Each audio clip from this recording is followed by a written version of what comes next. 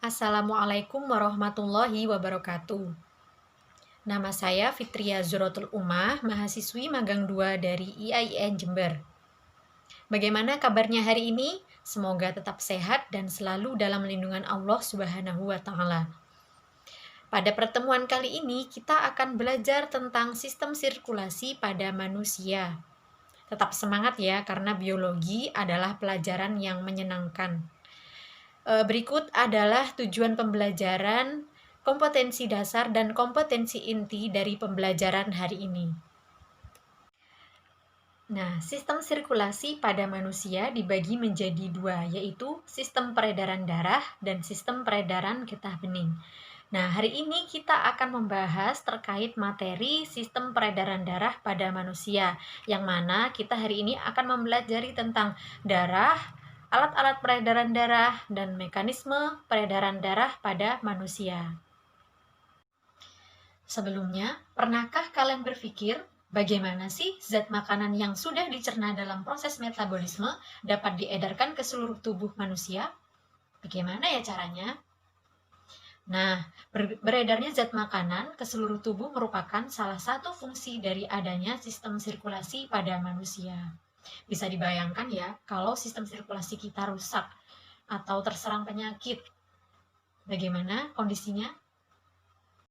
Kemudian, pengertian dari sistem peredaran darah. Sistem peredaran darah pada manusia adalah sistem organ yang berfungsi mengangkut oksigen, zat-zat makanan atau nutrisi dari jantung ke seluruh tubuh dan mengeluarkan limbah hasil metabolisme berupa karbon dioksida keluar tubuh. Sistem peredaran darah pada manusia tersusun atas darah, jantung, dan pembuluh darah. Kemudian, komposisi darah dapat diperoleh dengan cara memutar darah dalam tabung dengan kecepatan tinggi.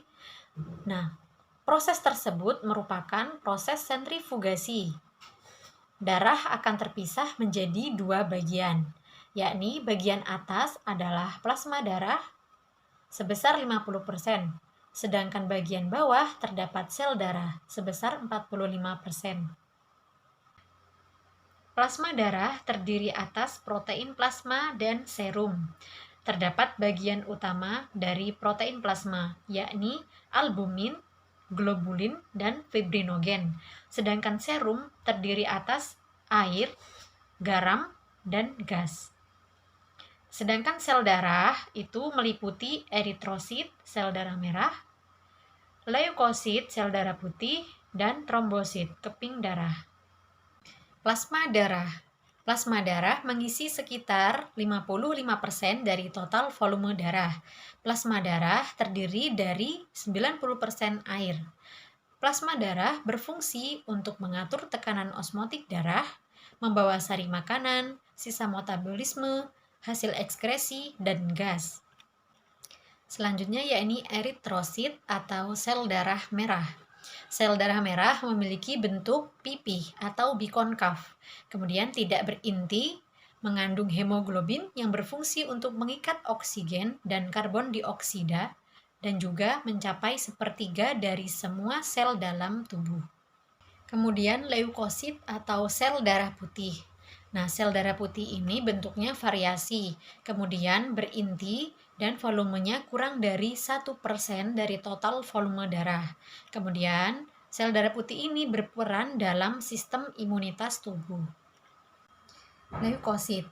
Berdasarkan karakteristik strukturnya, leukosit dibedakan menjadi dua, yakni agranulosit, tidak bergranula, dan granulosit, atau berisi granulosit yang dibungkus membran. Agranulosit dibedakan menjadi dua, yakni monosit dan limfosit. Sedangkan granulosit dibedakan menjadi tiga, yakni neutrofil, eosinofil, dan basofil.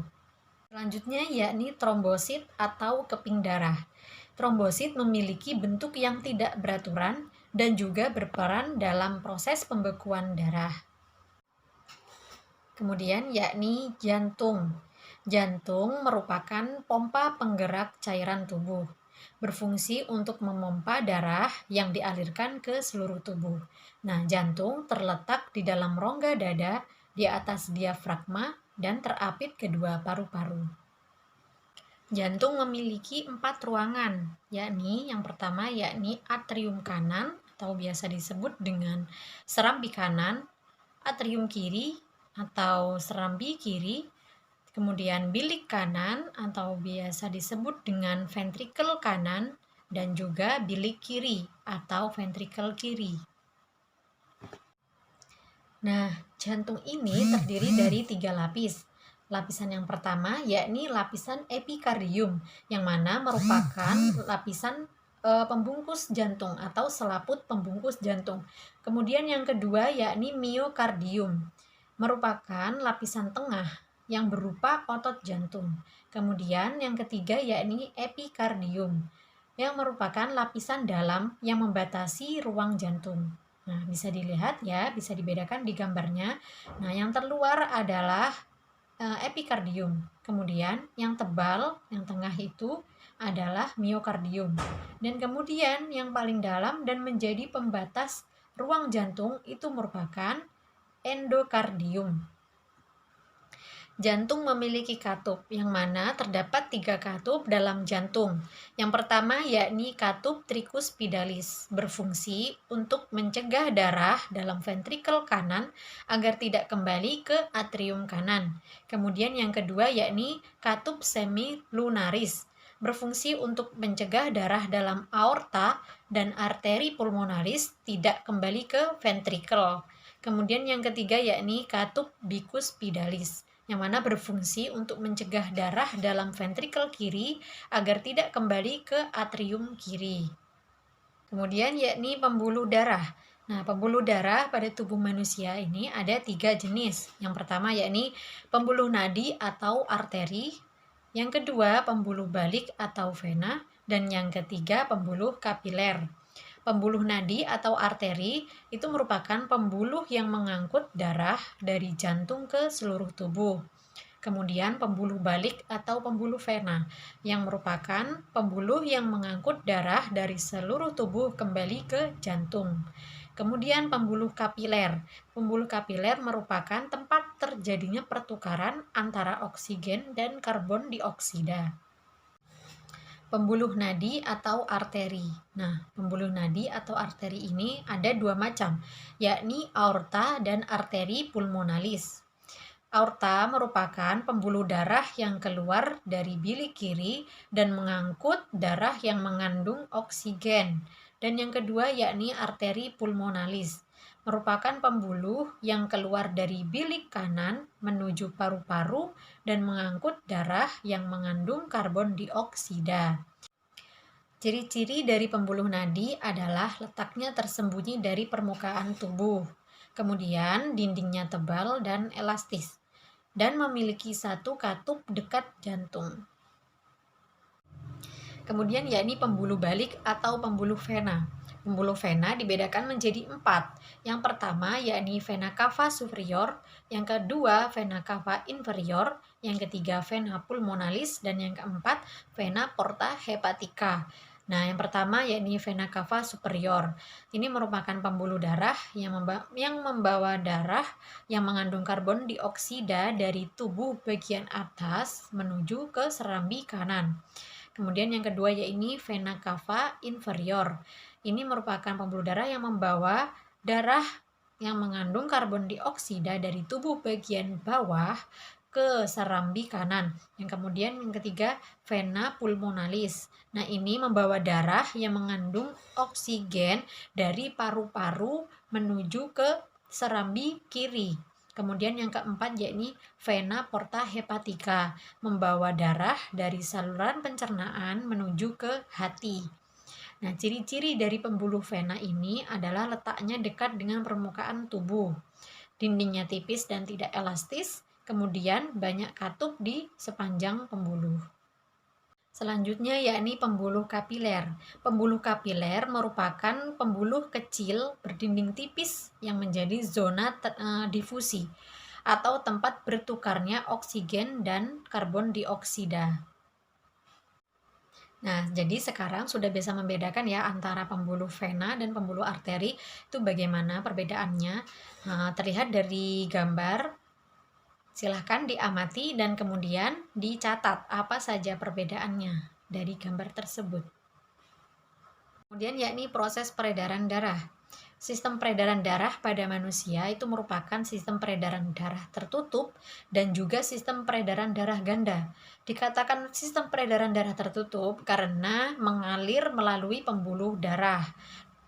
Dikatakan sistem peredaran darah ganda karena dalam sekali peredarannya darah melalui jantung 2 kali. Sistem peredaran darah ganda meliputi sistem peredaran darah kecil dan juga sistem peredaran darah besar. Sistem peredaran darah ganda meliputi sistem peredaran darah kecil dan sistem peredaran darah besar. Sistem peredaran darah kecil adalah peredaran darah yang dimulai dari bilik kanan jantung dengan membawa darah yang mengandung karbon dioksida. Dari bilik kanan, darah dipompa ke paru-paru agar terjadi pertukaran gas. Nah, darah yang mengandung oksigen dibawa vena pulmonalis menuju serambi kiri jantung. Kemudian yang kedua yakni peredaran darah besar. Peredaran darah besar adalah peredaran darah yang dimulai dari bilik kiri jantung dengan membawa darah yang mengandung oksigen. Nah, dari bilik kiri, darah dipompa ke seluruh tubuh untuk mengedarkan oksigen dan juga zat-zat makanan. Dari seluruh tubuh, darah yang mengandung karbon dioksida dibawa melalui vena cava superior dan inferior menuju ke serambi kanan. Nah, jadi bagaimanakah mekanisme sistem peredaran darah pada manusia? Nah, untuk lebih lengkapnya adalah sebagai berikut.